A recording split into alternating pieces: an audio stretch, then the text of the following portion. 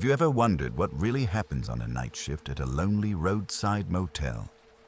Welcome back to Lost Shrine.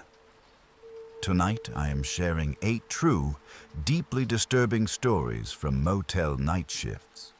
Moments that'll make you question what's real and what's lurking just out of sight. These aren't your usual ghost stories. Each one is pulled straight from people's lives, and the unease sticks with you long after the story ends. Before we get started, make sure to subscribe, hit that like button, and share this with anyone brave enough to hear these tales. Also, let me know where you're watching from in the comments. All right, let's see what's hiding in the shadows. I'd been working the night shift at that rundown roadside motel off I-40 for about 6 months, long enough to understand that the place had a way of swallowing time. The hallways always hummed like someone left a radio on in another room. The carpet smelled like old rain. Most nights were empty except for truckers too exhausted to care what kind of place they were stepping into. I never asked questions, never really wanted to. You learn not to, out there. The woods behind the motel stretched for miles, thick and uneven, like they had grown to keep people out rather than let them in. That was usually the worst part of my shift. The silence between midnight and 3 when the parking lot went still and the cicadas cut out all at once, as if something was moving through the trees and everything else was trying not to be noticed. The man from room 12 had checked in around 11:30 p.m. He was older, maybe mid-60s. Weathered face, paper map tucked under his arm like he still trusted it more than GPS. His voice was rough, like he hadn't spoken much that day. He didn't seem scared or sick, just tired in a way I recognized. People who'd been driving too long and didn't want to admit they didn't know where they were anymore. When I handed him the key, he thanked me without making eye contact and walked down the hall at that slow, uneven pace some older men have, like they're listening to their bones. I didn't think about him again until I heard the soft scraping sound. At first, I thought it was the lobby ice machine again. It always spit out cubes at random, but when I looked up, the key from room 12 was sliding across the counter toward me. No hand, no shadow, just the key moving as though someone had pushed it from the other side of the desk. The weird part is, there's no way to reach the counter from the hallway unless someone leaned over the half door and I would have seen them. The lobby was empty. The hallway was empty. I even stepped out to check, thinking maybe the guest had walked back up quietly, but it was silent. I checked the camera feed because that's what you do in a place where strange things happen often enough that you lean on whatever little technology still works. The hallway outside room 12 showed nothing. No movement, no door opening or closing. Just stale, dim light and old patterned carpet stretching out with no sign of him. I waited a minute, thinking maybe the footage froze again. Cheap system, terrible wiring, but it was live. And that made me uneasy. It takes a lot for something to unsettle you when you work at a motel that feels like it's decaying from the inside out, but that did it. I grabbed the spare key and walked down toward room 12. The air in the hallway felt colder than it had earlier, the way it sometimes does right before a storm. When I got closer, I noticed the door wasn't fully shut. It hung just a few inches open, the darkness inside looking thicker than it should have been. I pushed the door gently, calling out for him. No answer. The room was pitch black until I flipped the light switch. That humming fluorescent bulb flickered a few times before stabilizing, casting the whole space in that pale, washed-out glow. The bed was made. Perfect. Tucked in like housekeeping had just finished. The TV was off, the window was locked from the inside, and the man's duffel bag sat unopened on the luggage rack, untouched. It didn't look like anyone had ever stepped foot inside. I even checked the bathroom, half expecting him to be sitting on the tub or leaning over the sink. Nothing. I returned to the front desk slowly, because even though I couldn't explain it, I kept feeling like I was missing something obvious. Like some detail was brushing past me, waiting for me to notice. But the moment I sat down, the phone rang. Room 12. I just stared at the blinking light for a second. My hands actually shook when I picked up the receiver.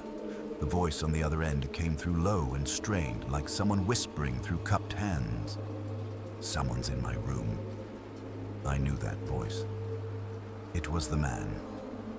But hearing him whisper like that, frantic, out of breath, made something twist inside me. I told him I was on my way, even though I knew that room was empty. Before I ran down there again, I checked the cameras a second time.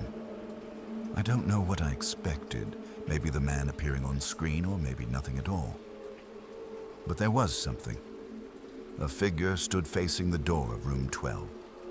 Thin, still, completely motionless, not facing the camera, just standing inches from the door like it had been waiting for someone to open it. I stared at that shape longer than I should have. It didn't shift, didn't even breathe. And then, this is the part I still hear in my head days later. It lifted its head, just slightly, like something listening to a far-off sound. Not toward the camera, just up. When I ran down the hallway, everything was exactly the same as before. No figure, no sound, no movement. It was like the air was pretending nothing had been there. But this time, the door to room 12 was fully open. The key lay in the middle of the carpet, as if someone had tossed it from inside the room. They flipped the lights on again, calling out his name, telling him I was there to help. The room still looked untouched, but the phone inside was off the hook, the receiver dangling. Whoever had called me had done it from inside the room after I had just checked it. That realization made my skin crawl. I reached down and picked up the phone, listening for breath or static or anything at all on the line. Nothing. The man never came back for his belongings. Morning came, and the housekeeping found the bag exactly where I'd seen it. Clothes folded, toiletries unopened. The map was left stretched out on the desk, a route circled in red ink, like he had somewhere important to be. His wallet was still in there too. Cash, cards, everything. People don't walk away from things like that. The police filed a missing persons report, but didn't stay long. They asked the usual questions. Did he seem drunk, confused, sick? Did he say anything strange? Did I notice anyone following him? I told them the truth, or as much as I could without sounding insane. They wrote it down, nodded, and left. Motels like ours don't draw much attention. People disappear out here more often than anyone wants to admit. I tried telling myself the camera feed glitched. Old wiring, electrical noise, maybe an overlapping signal that created a phantom image. But I know what I saw, and glitches don't hold their posture the way that figure did. Glitches don't look like they're listening for footsteps. The worst part is I'm not entirely sure that figure was the same size or shape as the man. It looked narrower, like someone who'd lost too much weight too fast, or someone who had been waiting in the walls of that motel longer than I'd been alive. Some nights since then, when the cicadas cut out all at once and the wind dies, I swear I hear that same scraping sound at the end of the hallway, like a key sliding across the carpet, like someone trying to return something they never really checked into. I haven't worked a night shift since that night, but I still dream about the hallway, that fluorescent buzz, the feeling that someone was standing just around the corner, waiting for me to look the wrong way. And sometimes I wake up with the memory of that whispered voice still in my ear. Someone's in my room. I don't know what followed him into room 12. I don't know if it was something from the woods or the road, something that just lives in places people forget about. All I know is that he wasn't alone when he walked down that hallway the first time. Something came with him, something he didn't see, or maybe saw too late. And I think whatever it was, it never checked out. I started working the night shift at the Redwood Pines Motel about 3 years ago. I took the job because it was quiet, predictable, and far enough from anything resembling excitement that I figured it might settle me down. People think Northern California is all sunshine and open beaches, but once you get far enough north, the land starts changing. The trees get taller, the coast gets colder, the fog doesn't drift so much as it clings. I didn't grow up here. Appalachia was my home, but something about the isolation felt familiar. That same heavy silence of wooded places where stories cling to the soil. My shift ran from 10 p.m. to 6 a.m., and for the first few weeks, I rarely saw anyone after midnight. The highway, US 101, lay beyond a stretch of redwoods that swallowed sound and light, and guests usually came in just before dark. The place wasn't dangerous, just lonely. The kind of lonely where every small noise gets amplified until it feels personal. The first time I saw her, it was close to 2 a.m. on a Wednesday. I was behind the counter, sorting receipts out of boredom, when I noticed movement just outside the window. There's a single parking lot light near the edge of the property, one of those tall metal poles with a lamp that flickers more than it glows. She was standing underneath it, still, centered, like she'd been placed there. At first, I assumed she was a late guest or someone looking for directions, but she didn't move toward the office. She didn't look toward me at all. She was staring down the highway, toward the bend that disappears into a wall of mist and redwood trunks. She wore a long skirt and a coat that looked wrong. Old, like the kind of thing you'd see in a photograph from the 60s. Her hair hung dark and wet over her shoulders. Not damp, wet like she'd walked straight out of the ocean. Even from the window, I could see droplets clinging to her sleeves, falling slowly toward the asphalt. Something about her posture bothered me. People shift their weight. They scratch their arm or adjust their clothing. She didn't. She was too still, like she was holding her breath. I watched her for maybe a minute, waiting for her to come inside or at least turn her head. She didn't. Eventually, I convinced myself she was just someone stranded, so I opened the office door and stepped halfway outside. The fog wrapped around me the moment I did, cold, damp, smelling faintly of salt and wet wood.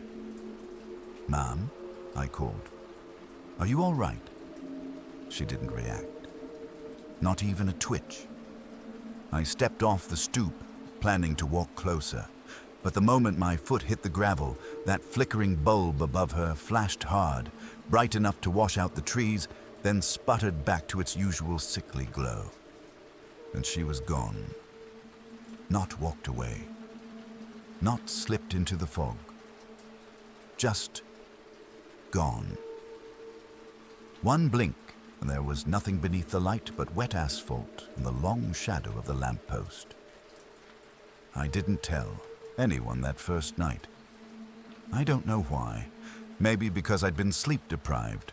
Maybe because I grew up in a place where people see things but don't talk about them. Whatever the reason, I stayed quiet. But she came back the next night, and the next, and the next. Always at 2 a.m., always in the same spot, always dripping water that shouldn't have been there. After a week, I mentioned it to my manager, a man named Carl who'd worked at Redwood Pines long enough to look as weathered as the building. When I told him a woman was hanging around outside, he didn't ask for a description or details. He just let out a long breath, pinched the bridge of his nose and said, "Don't engage. Just let her be." "What does that mean?" I asked. "She's been around longer than the motel," he said. "If you see her, go back inside. That's all." It should have sounded ridiculous, but something in his tone made my stomach tighten, like he wasn't repeating a rumor. like he was giving a warning. For the next few weeks, I did exactly what he said. If she appeared, I stayed behind the counter and pretended I didn't notice. Sometimes I'd catch myself staring too long, waiting for her to turn toward me, and my chest would tighten until I forced myself to look away. She never approached, never moved, just stood there, facing the highway like she was listening for something I couldn't hear. Then came the night the trucker showed up. It was early, around 11:30 p.m., and the fog was heavier than usual, thick enough that headlights looked like smears of dull gold drifting through milk. The automatic doors slid open fast, like someone had run toward them, and a big guy stumbled inside. He was shaking, hands, shoulders, even the way his breath hitched, everything about him radiated panic. "I hit someone," he said immediately. "I swear to God, I hit her." I stood up so fast my chair rolled back into the wall. "Where?" "Just off the exit ramp. I saw her in the road, standing there, right in front of me." His voice cracked. She didn't move. I slammed the brakes, but I felt the truck hit something. I felt it. I grabbed the phone out of instinct, already reaching for 911. "Is she hurt? Did you check?" "No." His eyes were wide and shining, because when I looked, she wasn't there. I paused, the handset halfway to my ear. "She was wearing this soaked-through coat," he said. "Dark hair, old clothes. She didn't even look at me, just stared past me, like I wasn't the thing she was waiting for." A cold pulse went through my spine. "Let's check your truck," I said quietly. We went outside together, the fog wrapping around us like it had weight. I half expected to see blood smeared across his bumper, some sign of impact, something that would explain the fear rolling off him. But the truck was spotless.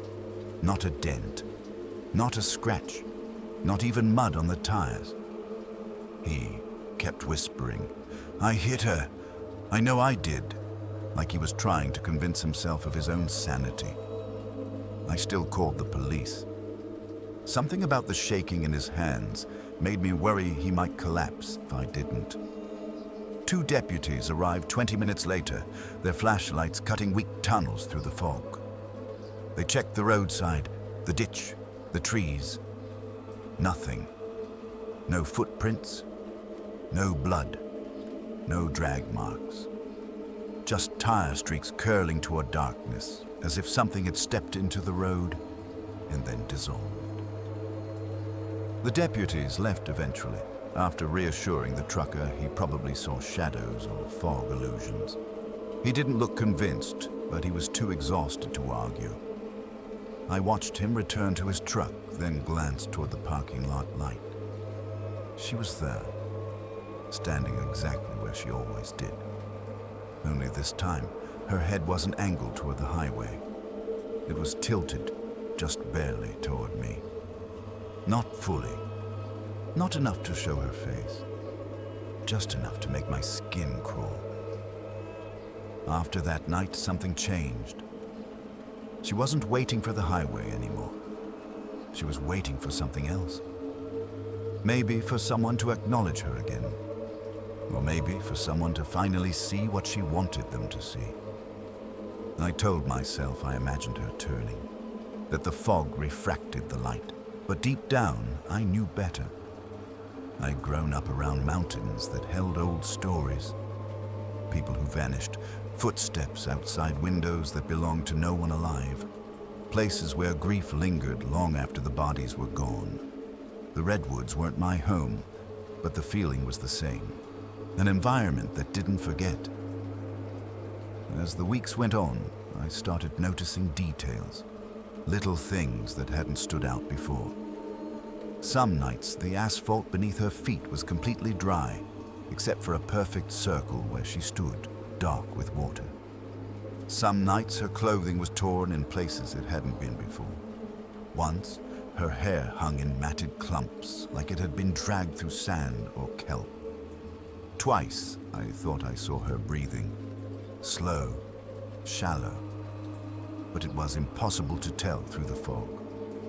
I kept showing up to work, but I stopped stepping outside after midnight. Even taking out the trash made me uneasy, like turning my back might invite something I didn't understand. It was late November when things escalated. A storm had rolled in from the coast, loud enough that the wind rattled the glass doors. Guests were asleep. The vending machine hummed to itself. The motel felt abandoned. Around 2 a.m., lightning flashed across the sky. Silent, distant. I glanced outside at Abby. She wasn't standing under the light. She was closer, halfway across the lot, maybe 20 feet from the door.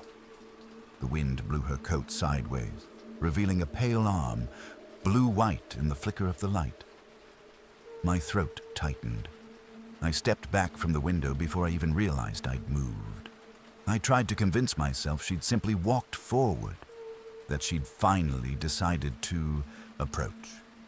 But the asphalt between us was dry. No wet footprints, no drag marks, nothing to show she'd crossed the distance. She had simply appeared closer. I didn't go near the glass again that night. I stayed behind the counter, lights dimmed, pretending to organize paperwork while my hands shook. Every few minutes I'd catch myself listening, not for footsteps, but for something else. A shift in the air, a breath behind me. Anything. She didn't move again the rest of the night, but she didn't move back either. When dawn finally broke and the fog thinned, all that remained on the asphalt were small, wet patches, spaced like droplets falling from a body that wasn't there anymore. I never told Carl how close she'd gotten. Something in his reaction to my first description told me he already knew more than he wanted to say. Maybe everyone who worked there long enough learned to keep their mouth shut. I quit 2 months later, not because of her, at least not directly. I just couldn't stand waiting. Every shift felt like a countdown to 2 a.m. Every flicker of the light made my stomach twist. But the truth is, I left because of the last night I saw her.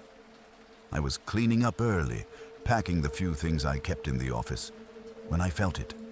A draft behind me, cold enough to make the hair on my arms rise. I turned slowly, heart thudding. Through the glass doors, I saw her standing at the property line. Not at 2 a.m., not under the light, just watching. This time she faced me fully, her head tilted slightly downward, her hair hanging like a curtain of wet strands. I couldn't see her face through it, but I didn't need to. Every instinct I had told me she wasn't waiting for the highway anymore. She was waiting for me. I blinked once, and the fog thickened around her. When it thinned, she was gone. I left before my shift ended. I didn't even lock the office. Some nights, when the world is quiet enough, I still think about her. I wonder what she was waiting for all those nights. I wonder why she watched the highway, what she hoped would come around that bend through the fog. But what scares me isn't the not knowing. What scares me is the thought that she finally found it. And one day, wherever I am, she might decide to finish what she started. I used to work night shift at a small roadside motel just off of 95 in Maine. One of those places that felt like the world forgot it existed. Winter made it worse. The cold didn't just surround the place. It seeped into you, settled in your bones, made every hour past midnight feel like time was slowing down. My shift ended at 6 a.m., but you couldn't tell sunrise from midnight out there. Everything was black, quiet, and frozen over until nearly 7. For weeks, the nights were uneventful. Empty rooms, dead lobby. The hum of the old vending machine was usually the loudest sound I heard. Then the knock started. It was always at 5:47 a.m. Not a minute before, not a minute after. 3 soft taps, a rhythm so gentle it almost sounded polite. I remember the first morning it happened. I thought a stranded driver needed help, but when I opened the lobby door, the lot was empty. Frost unbroken. No tire tracks, no footprints, just that wide, dead parking lot under a sky that looked like it had stopped breathing. The second morning, same thing. 5:47, 3 soft knocks. I opened the door quicker that time, hoping to catch whoever it was. Nothing. The third morning, same ritual, and the fourth, and the fifth. By the end of the second week, the knocks became the only consistent thing in my routine. What bothered me most wasn't the knocking itself, it was the cameras. The motel had decent coverage, except for one blind spot. The 5-foot stretch directly in front of the lobby door. Every other inch of the building was caught on tape, but that one patch of concrete, the only place the knocks came from, wasn't. Management knew about it. They just shrugged and said the previous owners designed it that way. No explanation. By the third week, I was waking up before the knocks even came. Something about the cold, dead quiet around that time felt anticipatory, like the building itself was holding its breath with me. Then came the morning everything changed. I didn't open the door that day. Something in my gut finally told me not to. Instead, I sat still behind the counter. The only reflective surface facing the door was the thin glass frame holding a certificate. Employee Safety Excellence Award 2016. Ironic, really. In the reflection, the lobby door was warped, stretched like looking into a puddle on asphalt. When the clock hit 5:47, the knocks came, 3 soft taps. Except this time, I saw him. A figure stood inches from the door, tall, shoulders hunched forward like a man who'd been standing too long in the cold. At first I thought it was just a coat, but then I realized whatever he was wearing looked wrong, like it had been wet and frozen, stuck in stiff folds around his body. His head was lowered, almost touching the glass. I could barely make out a face, just the slope of a nose, the pale shape of a cheek. But there was something off about the way he held himself. He wasn't shivering. He wasn't moving at all, just leaning, waiting. I knew. Someone was standing right there, yet when I slowly turned around, the space outside the door was empty, but the knocking didn't stop. It started again, slower this time, closer, like fingers brushing wood instead of hitting it. Each tap felt like it was on the counter beside me, or the wall just behind my ear, or the inside of the lobby itself. I could feel the tiny hairs on my arms rise with every sound. The air changed too, colder, heavy enough that each breath felt like it pressed down on my chest. I remember whispering, "Hello," even though my voice sounded like it belonged to someone else. Silence. Then a single tap, right behind me. I called the police. I didn't even try to hide the panic in my voice. 2 officers arrived within minutes. They were already patrolling the highway because a storm was coming through. They swept the lot, checked the lobby door, walked the perimeter of the building. Nothing. No prints, no footprints, not even smudges on the glass. One officer asked if I'd been awake too long. Another tried to convince me the cold could make sound travel in strange ways, but neither could explain why the frost on the pavement outside was perfectly undisturbed, as if no one had come near that door for days. Management brushed the whole thing off, said previous staff had complained about strange early morning knocks too. Most of them quit. They said it casually, like it was just another part of the job. Something you either got used to or you didn't. I lasted 2 more nights. The second to last night, the knocks came twice. First at the usual 5:47, then again at 3:12 a.m.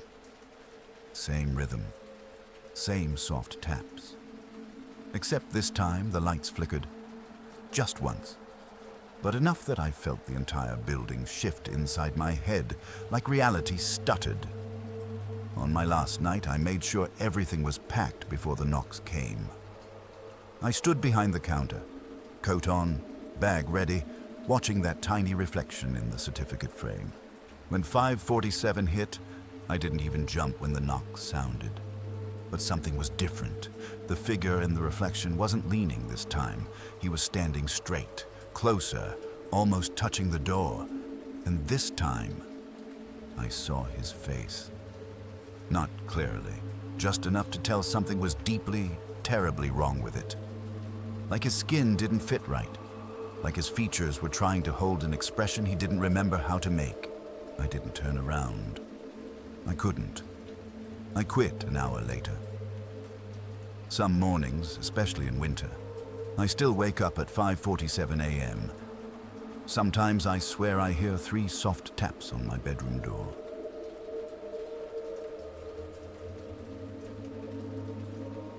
Working nights at a dying little motel off historic Route 66 was the kind of job people took when they'd run out of options. That's how I ended up there. 27, broke, and stuck behind a cracked Formica counter while the desert wind blew dust against the windows like someone lightly tapping to be let in. By December, we barely got 4 guests a night. The sign flickered so weakly that truckers probably thought we'd closed years ago. Everything about the place felt tired, like it had been forgotten by time, and maybe it should have been. Around 11 p.m. that night, I was doing what I usually did, scrolling my phone, half listening to the hum of the soda machine, when the lock monitor beeped. Room 3. It shouldn't have. No one had checked in yet. The room was empty and cleaned earlier that afternoon. But on the screen, the LED light blinked green, signaling the door had been unlocked from the outside. I paused, thinking maybe it was a glitch. Old building, old wiring. But then the second monitor showed the light inside. Room 3 flicker on. A moment later, the AC kicked in. It sounded like someone had stepped in, shut the door, and made themselves comfortable. I grabbed my key ring, every room key on it, then called out for the manager before remembering, again, I was the only one on shift until sunrise. When I checked the security camera feed for room 3, the footage looked normal. Too normal. Just an empty bed, humming AC, curtains barely swaying from the draft. No figure, no motion, but the door had definitely unlocked. I watched for a while, waiting for something, anything, to move. Nothing did. At 1:15 a.m., headlights cut through the parking lot. A dusty blue Chevrolet rolled in, tires crunching over gravel. A middle-aged man stepped out, shoulders hunched, eyes darting around like a trapped animal. He walked fast, almost a jog, to the counter and said, "I know this sounds insane, but I think someone's been following me since Oklahoma." His voice had this tight tremble, like he'd been holding panic in his throat for hours. "Parker, right?" I asked. "Room 3? He nodded. I hesitated, but I told him. "Something strange happened earlier. Your room door unlocked by itself. Lights turned on, AC too." The color drained from his face so fast he almost looked gray. "That's impossible," he whispered. "That happens everywhere I stay." He swallowed hard, then leaned closer. "Could you check it with me?"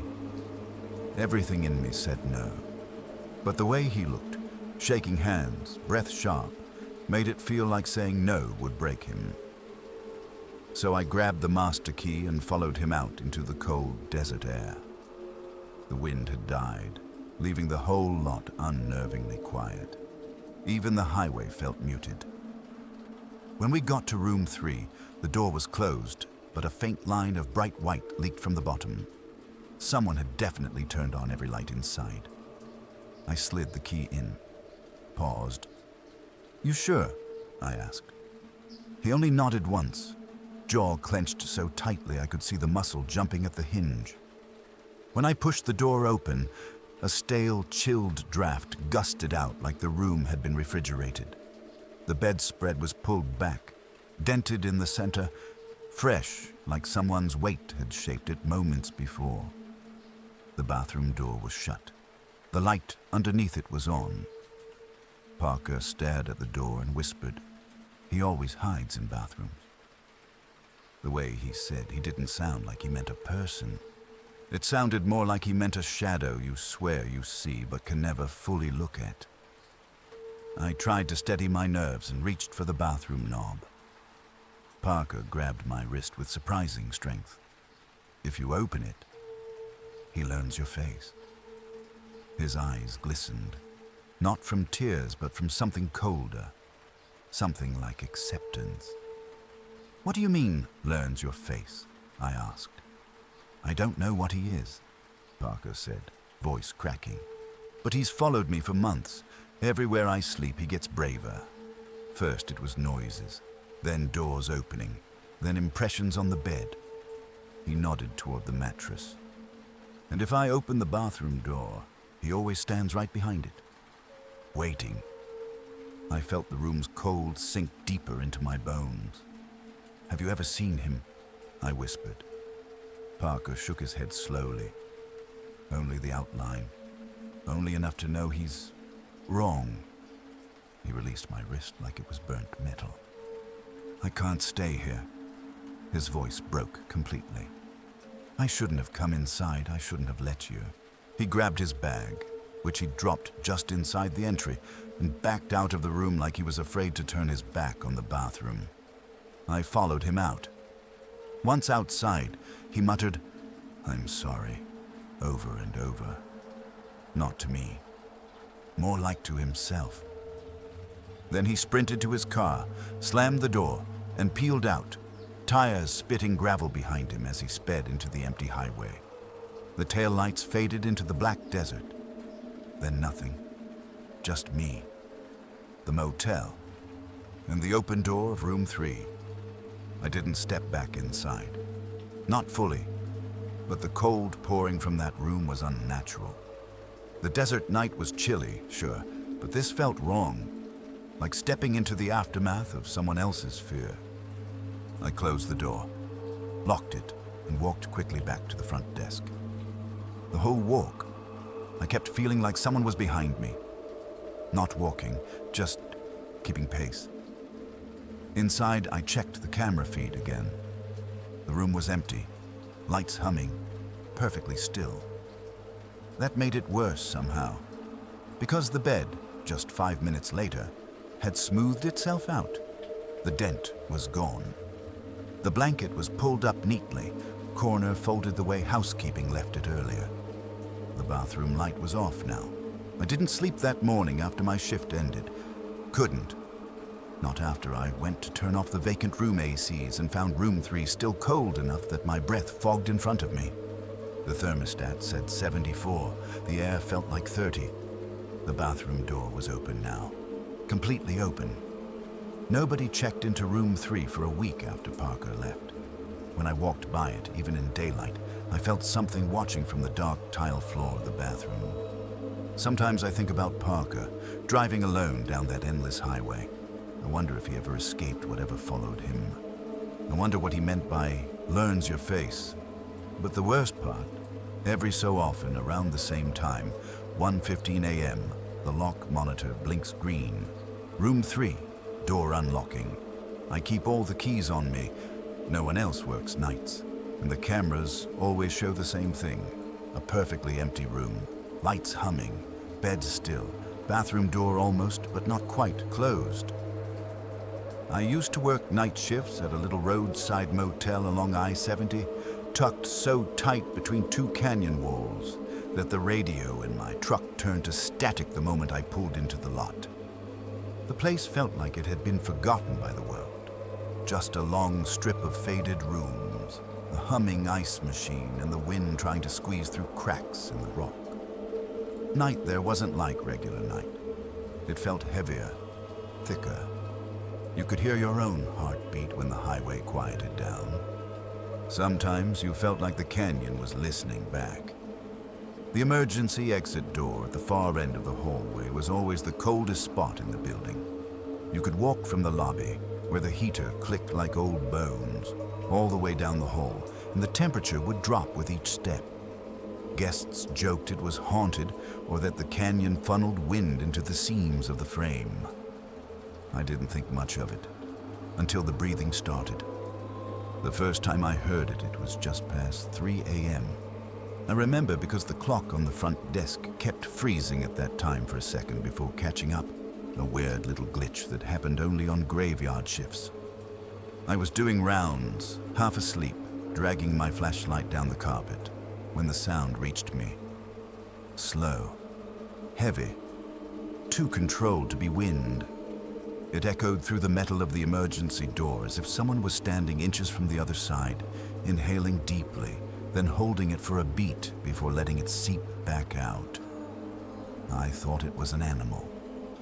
Maybe a deer or a mountain lion had wandered down the canyon, but when I moved closer, the breathing stopped so abruptly it made the silence feel loud.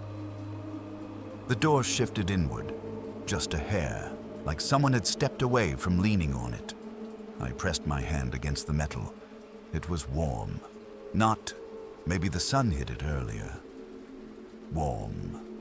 More like someone's palm had been pressed there a moment before. I went back to the cameras. That door had its own feed. The hallway was empty, and outside was pitch black. The floodlight barely reached the asphalt. Nothing moved, but the bottom corner of the door trembled faintly, as if weight was pressed against it and lifting off again. For the next few nights, the breathing came back. Never long, never loud. Just enough to let me know it was there. And every time I got close, it vanished, leaving behind that warm metal. Maintenance didn't believe me, but they checked the hinges, springs, and insulation. Said everything looked fine. No gaps big enough for wind to make a sound like that. No sign of animals. No tracks, no scratches, no nests. One guest, a trucker passing through, asked during checkout if we had vent problems. I asked what he meant, and he shrugged, embarrassed. Said he heard scratching along the wall behind his bed. Soft, like fingernails testing the surface. He moved rooms the next night. Another guest, a woman staying alone, reported something stranger. Around 2:30 a.m., she heard whispers near the emergency exit. She thought a couple of hikers were arguing outside, maybe drunk, but when she pressed her ear to the wall, she realized they weren't arguing. They were repeating one sentence, "Don't open," over and over, low and breathy, like someone forcing words out through a cracked throat. I asked her which wall she heard it from. It was the room beside the emergency exit. I tried brushing it off. Thin walls, her imagination, the canyon amplifying weird noises.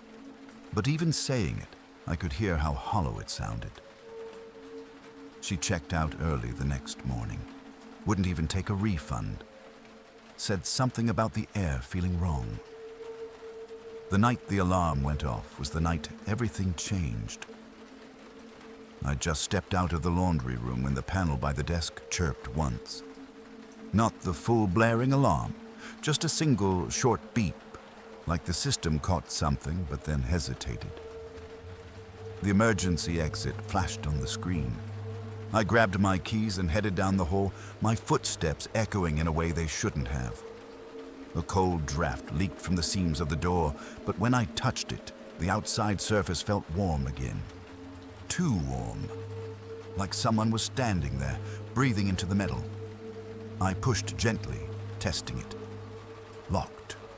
Secure. But the warmth didn't fade.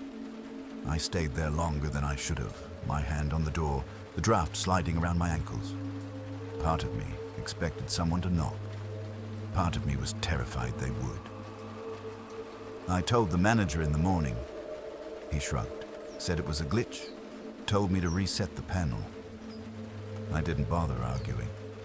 Talking about it only made me sound unstable. Over the next week, I avoided that end of the hallway unless I had to do rounds. Even then, I'd walk faster, trying not to look directly at the door. The breathing came and went. Some nights it was faint enough I could convince myself it wasn't real. Other nights it felt like whoever was on the other side was leaning their full weight against the metal, trying to listen. My final shift wasn't supposed to be anything special. I'd already given my notice. I just wanted to get through the night and leave that canyon behind. Around 4 a.m., I passed the emergency exit for what I hoped was the last time. I didn't hear anything at first. No breathing, no scratching.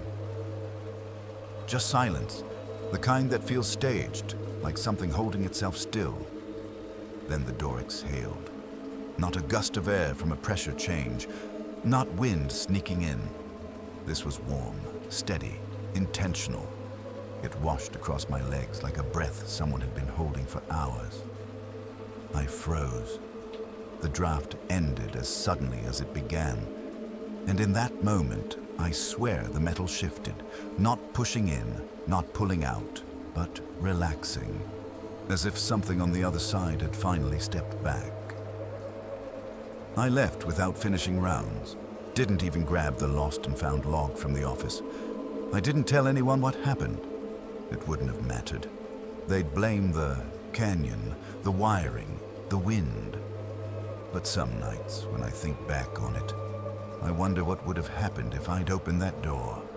And I wonder why. After all those nights, it sounded almost disappointed when I didn't. I used to think night shifts were just quiet hours and bad coffee. Working the front desk at a roadside motel off US 2 in northwestern Montana wasn't glamorous, but it paid my bills and kept me away from people. That was enough for me back then. The place sat wedged between a wall of pines and the long stretch of highway where truck lights would smear across the windows like ghosts passing by. The old neon sign out front buzzed on nights when the cold bit too hard, and the wooden beams creaked like the building was settling deeper into the dirt each year. Nothing unusual for a place that had been standing longer than some towns around it. But even before everything happened, the motel felt wrong, not haunted, just misaligned with the world in a way I couldn't easily explain. The clocks were the first thing I noticed. Every wall clock drifted differently. One would tick faster as if rushing to some invisible deadline, another would lag behind by hours. I replaced the batteries dozens of times, even bought new clocks, but give it a week and they all slipped again. The lights, too, flickered at the exact same minute every night, 1:07 a.m. Not a random flicker either. It was synchronized, like someone had thrown a switch upstairs in the wiring, except there was nothing upstairs. Just an attic we didn't use anymore because the floorboards weren't trusted to hold anything heavier than dust. Every shift felt longer than it should have been. I'd clock in at 11 p.m. and swear I'd been sitting there for 12 hours. By the time the clock read midnight, then I'd blink and suddenly it was 3 a.m. Time staggered and lurched like a drunk trying to stand. I blamed exhaustion, isolation, boredom, whatever kept me sane. I told myself not to overthink it. Then she walked in.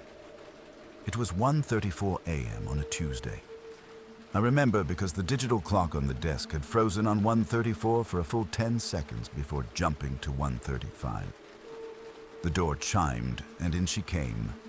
A woman with a hiking backpack slung over one shoulder, boots caked with dust, and hair tied back like she'd just stepped off a trail. Not unusual in Montana. She smiled politely and asked for a room, paid in cash. Exact amount, no hesitation. I wrote her name in the logbook, L. Kendricks, and handed her the key to room 9. Nothing strange about her at all. Not then.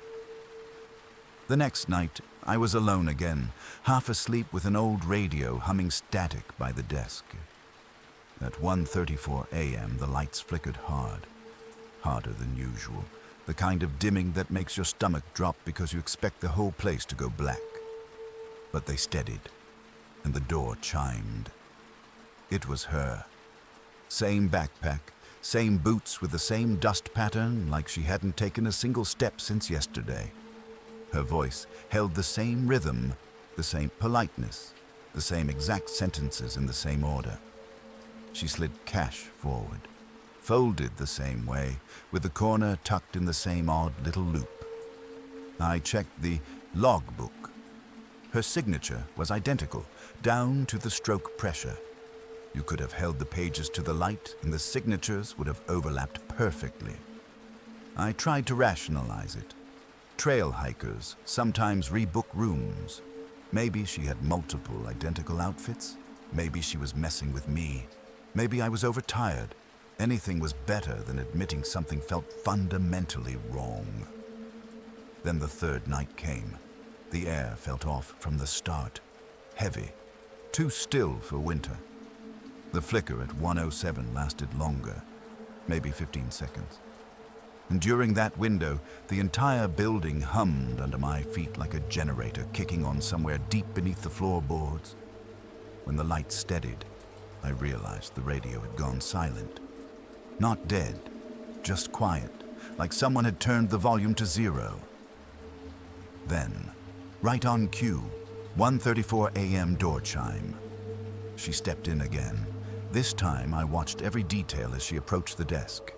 The stiff zipper on her bag, the frayed laces, the smudge on her cheek that hadn't moved in 3 days. She put the money down, and I swear I watched her hands do it like they were following choreography she couldn't deviate from. I felt a pull in my gut. That quiet instinct animals get right before a storm hits. When she turned to walk down the hallway, I didn't sit back down. I went into the office and pulled up the old security monitors. Black and white feeds, grainy, barely holding on to coherence. But I watched her step into the west hallway, her boots tapping lightly. Halfway to room 9, she slipped out of frame. Not walked past the camera, not glitched, not ran. She simply stepped, and on the next step she wasn't there. Like the hallway swallowed her mid-stride. I stood there frozen, waiting for her to reappear in the next camera angle, but she never did.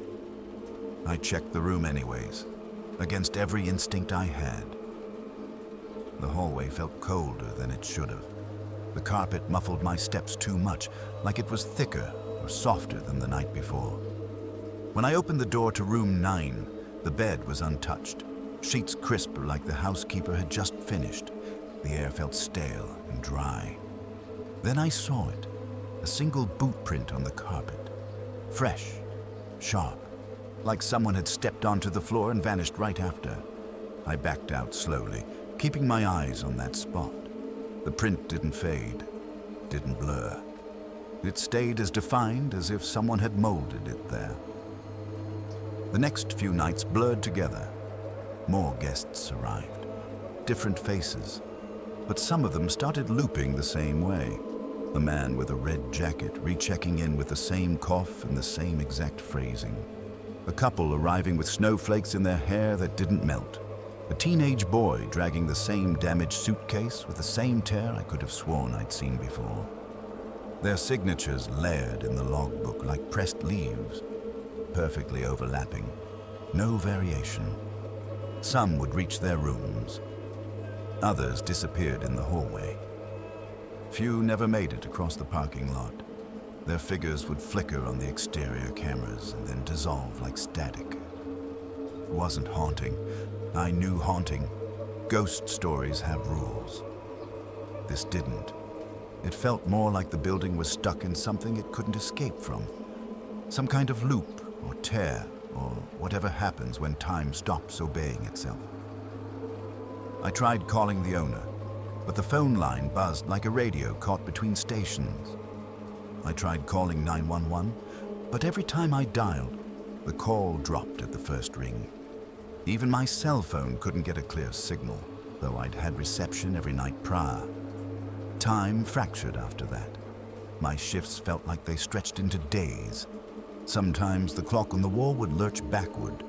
Sometimes it would jump ahead. The window outside didn't always match the hour.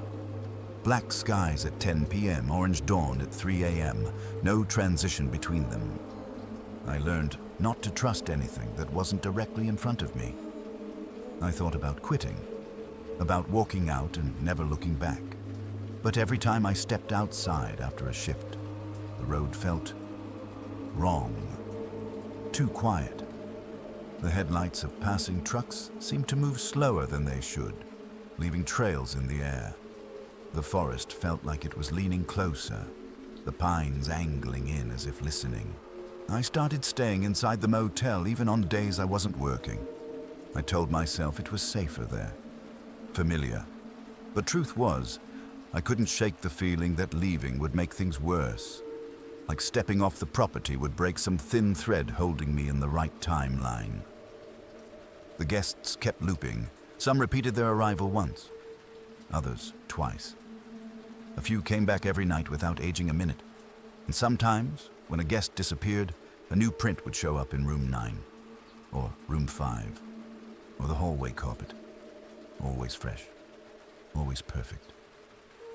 One night, after nearly a month of this, I heard footsteps in the attic above the lobby. Slow, deliberate. The attic no one used because the floor wasn't stable. Footsteps moving in a pattern. Forward, backward, forward again, like someone pacing in the same strip of space over and over. The next night, the pattern changed. The steps aligned with mine, moving when I moved, stopping when I stopped. I didn't check. I couldn't. I just stayed at the desk and pretended the ceiling was empty.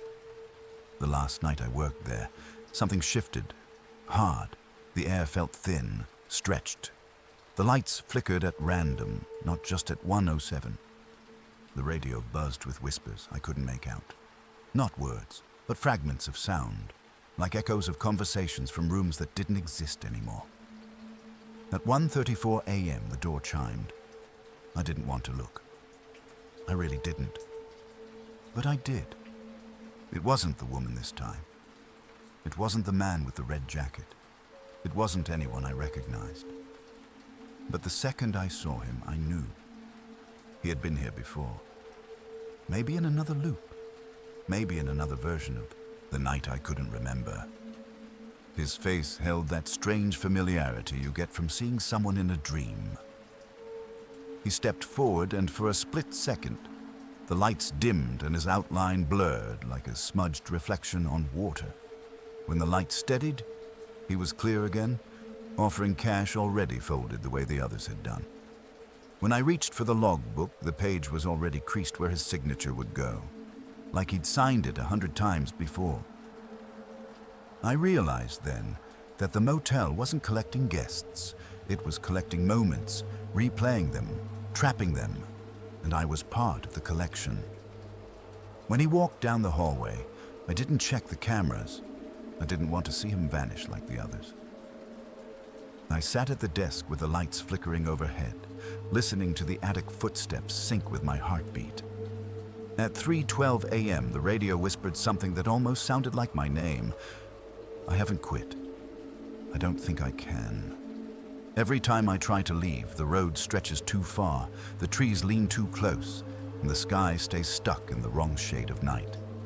I'm not sure how many nights have passed anymore. The clocks don't agree. The calendar on my phone froze weeks ago, but the guests still come. They arrive at their appointed time. They repeat their moments, and every so often, I hear footsteps in the hallway that stop right outside the lobby door, but no one walks in. Sometimes, when the lights flicker long enough, I see shapes frozen in the glass reflection of the lobby windows. Silhouettes that don't match anyone inside. I don't know if I'm living in the motel anymore or if I'm just replaying a version of myself that once worked here. All I know is that every night, at exactly 1:34 a.m., the door chimes.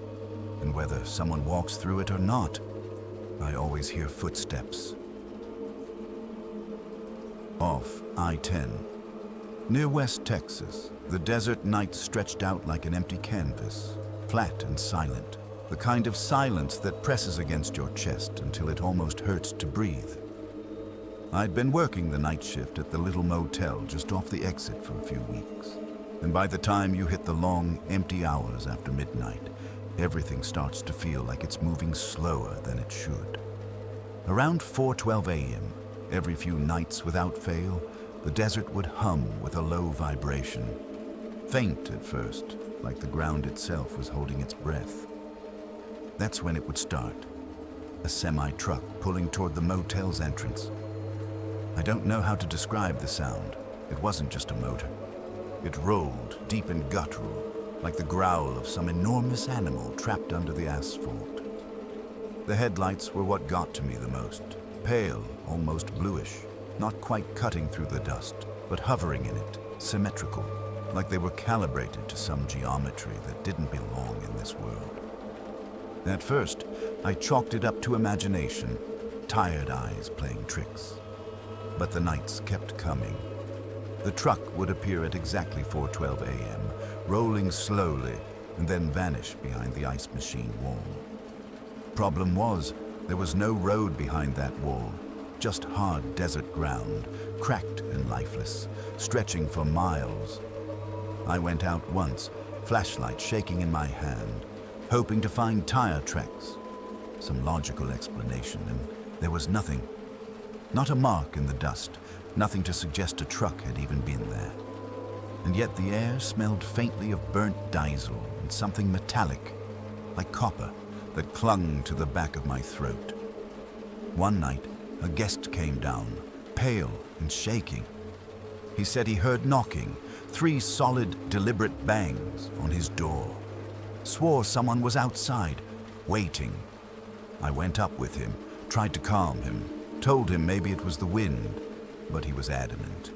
His eyes wouldn't stop darting to the hallway, and when he mentioned the knocking, I remembered the old stories some of the locals whispered about, warnings passed from truckers and the people who'd stayed there long enough to notice patterns. I pulled up the hallway camera footage. For a second, I thought maybe he was just imagining it, maybe sleep-deprived nerves. But there it was. A faint flash, bluish, slicing through the wall like the headlights had a will of their own. Nothing else moved. No one there. Just light passing through solid concrete.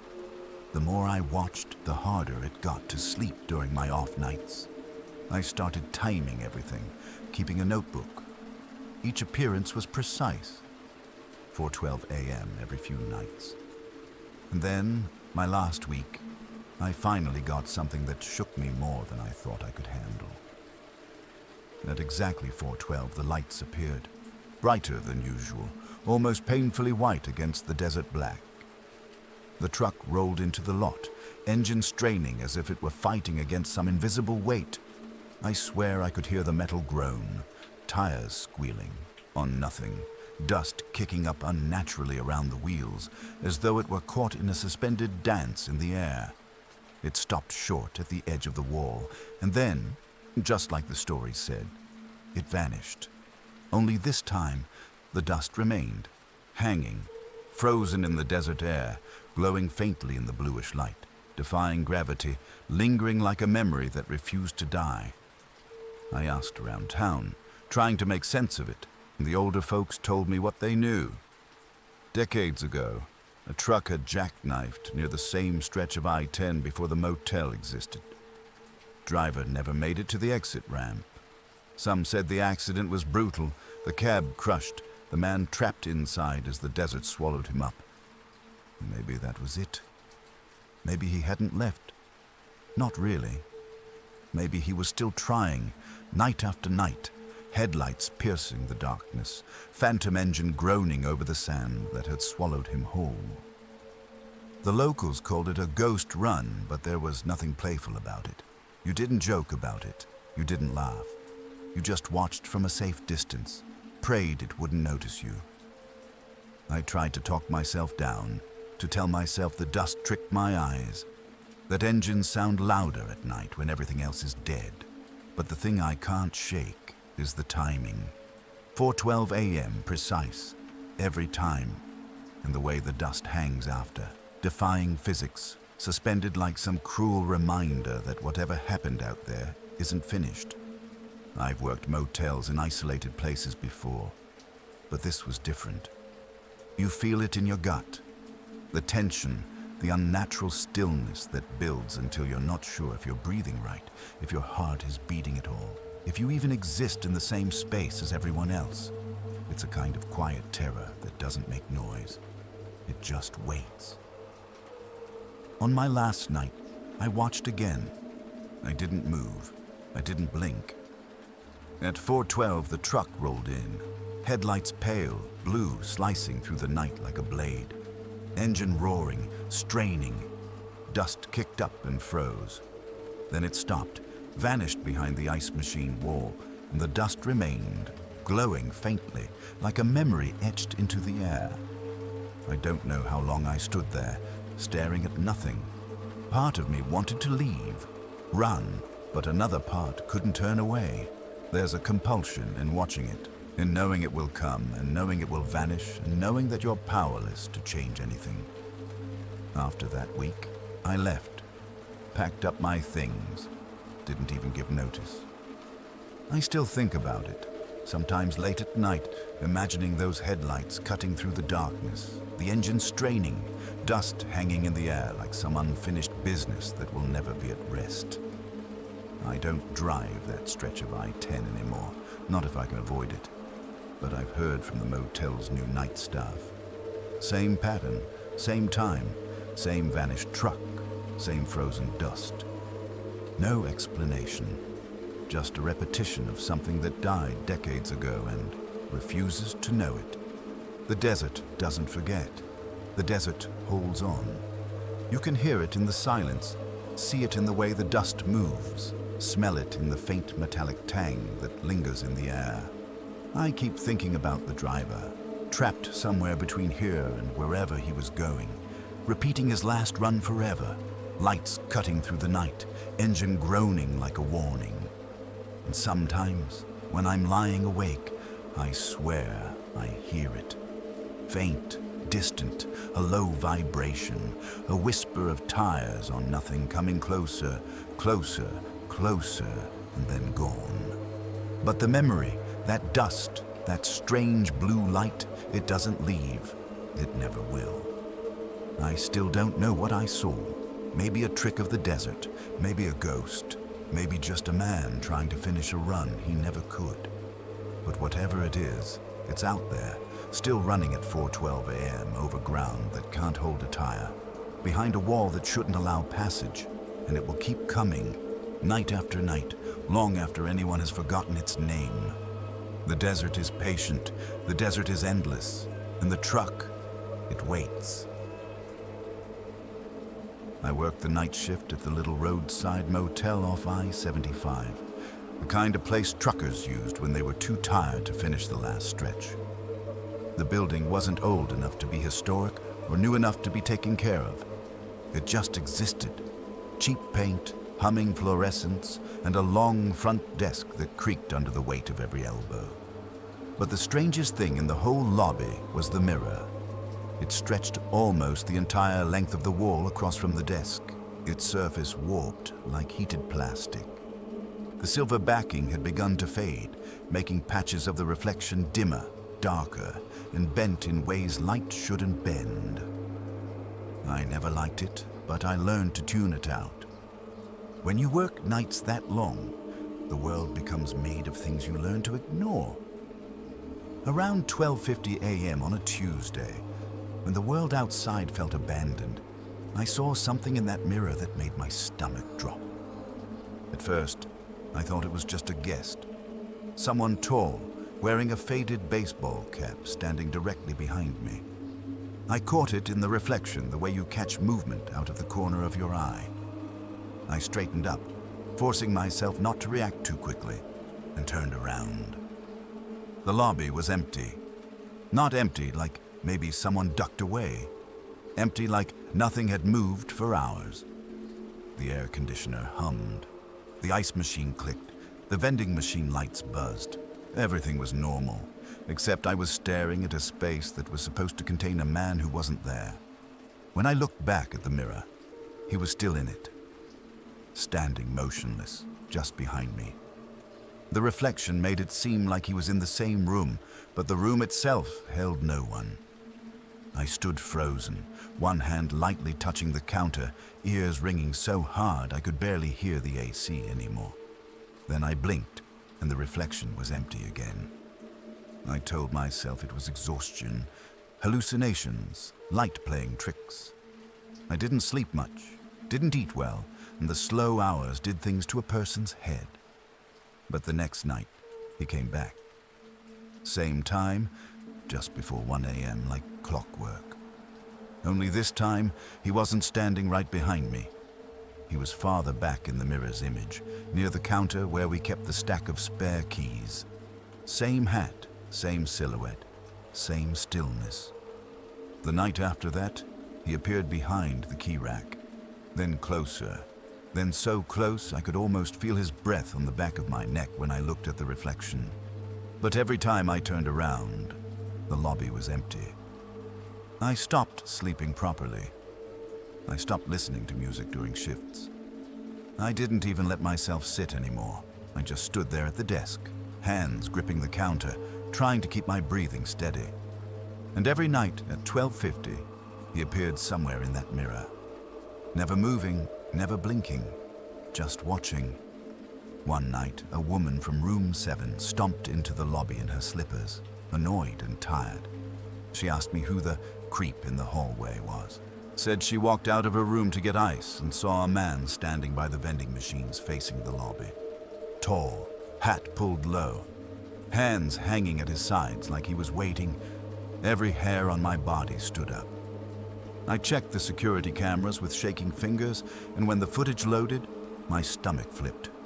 The hallway feed showed him, the same tall shape, same hat, standing perfectly still in the dim hall light. Not moving, not swaying, not breathing, just existing. Wrongly. But when I stepped out into that hallway, every part of it was empty. The air felt wrong, thick like humidity before a storm. I stood there listening to the buzz of old lights while my heart pounded, trying to convince myself that the camera had glitched. When I walked back into the lobby, I looked at the mirror before I even realized I'd turned my head. He was inches behind me in the reflection, closer than he had ever been. I couldn't breathe. That was the first night I almost quit. But rent was rent, and people in situations like mine don't get the luxury of walking away from paying jobs just because something feels off or wrong or impossible. I told myself I could push through one more shift. On my last night, the mirror started fogging over from the inside, like someone was breathing right against its surface. I watched it happen in real time. One slow patch of condensation spreading outward, then another. And then, rising out of the fog, a shape pressed forward. A handprint, not flat, not natural. Like something was pushing from behind the glass, trying to break through. The lobby behind me was silent. Completely still. But in the reflection, he was touching the other side of the mirror. Palmer to the surface, breath against the glass, hat tilted forward just enough to hide his eyes. And he wasn't still anymore. He was moving, leaning, reaching. I don't remember turning. I don't remember running. All I remember is the sound of my own heartbeat and the sense, bone deep, primal, unshakable, that he was finally close enough to touch me. I never went back for my final paycheck. Let them keep it. Whatever I saw in that mirror wasn't something a person should stare at night after night. And sometimes, when I walk past store windows or the glass and bus shelters, I swear I see a tall man in a faded baseball cap standing just behind my reflection, watching, patient as ever, waiting for the next time I look too long.